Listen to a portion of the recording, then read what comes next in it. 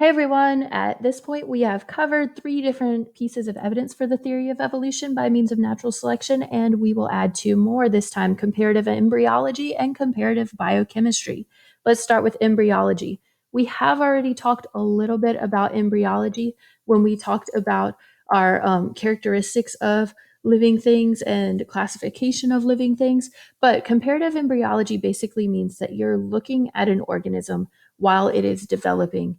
And for people who are looking to study the theory of evolution, they're going to look at what homologous structures do certain organisms have during early development, but that those structures end up looking totally different in their adult form, but that they were similar while that organism was developing.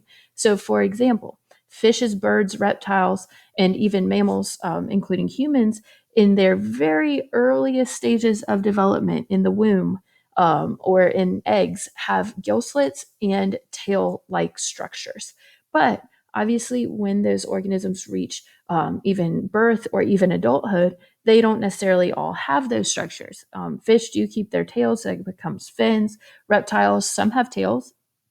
Birds have tail feathers, but they don't have long tails or anything like that. And humans most certainly do not have tails in most cases.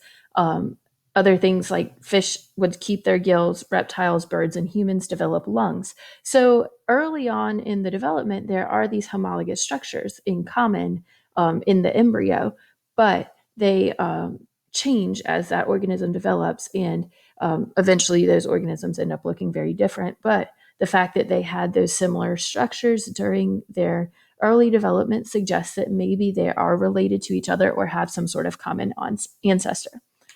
Here's another just example of what scientists are looking at when they're studying embryology. So this is a bird and a mammal, and what you can see is the tail section of the animal developing. You can also see pharyngeal pouches, which are kind of like those gill slits, and the head shape is actually pretty similar. But as birds develop and mammals develop, they obviously end up looking very different. Birds and mammals don't look alike. But because they have the similarities in their embryos, we believe that maybe at some point in time, millions and millions and millions and millions and millions of years ago, that birds and mammals may have evolved from some common ancestor a long time ago. So that covers embryology. Let's talk about biochemistry. We've also talked about biochemistry already early in the year when we talk about DNA and amino acid sequences that make up proteins. So let's take another close look at that. Biochemistry can help you identify which organisms are more closely related, because the ones who are more closely related will usually have more similar DNA or amino acid sequences. So this chart shows the amino acid sequences in part of hemoglobin, which is a protein in your blood. And it shows the amino acid sequence in hemoglobin for humans, horses, gorillas, chimpanzees, and zebras.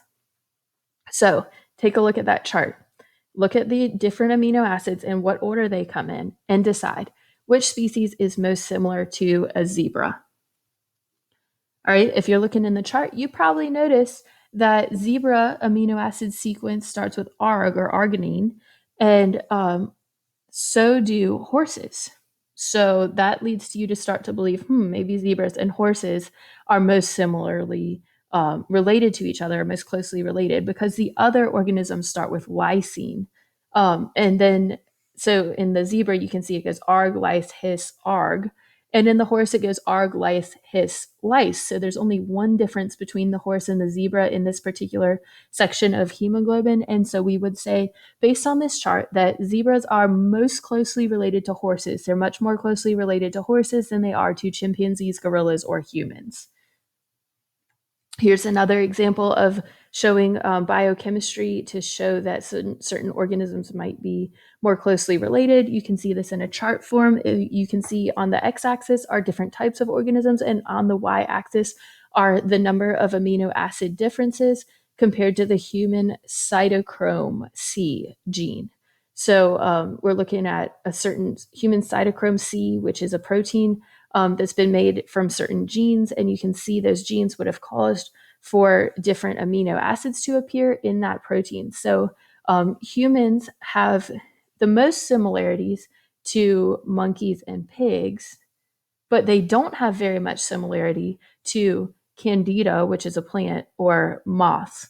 So you could tell possibly from this chart that humans would be more closely related to other mammals, like a pig or a monkey. And I'm not saying that humans and monkeys are the same or that humans and pigs are the same. Absolutely not.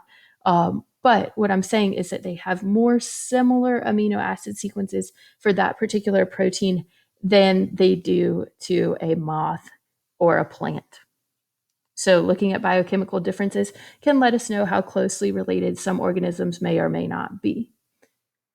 All right, that covers all of our evidence for the theory of evolution. Thank you so much for listening.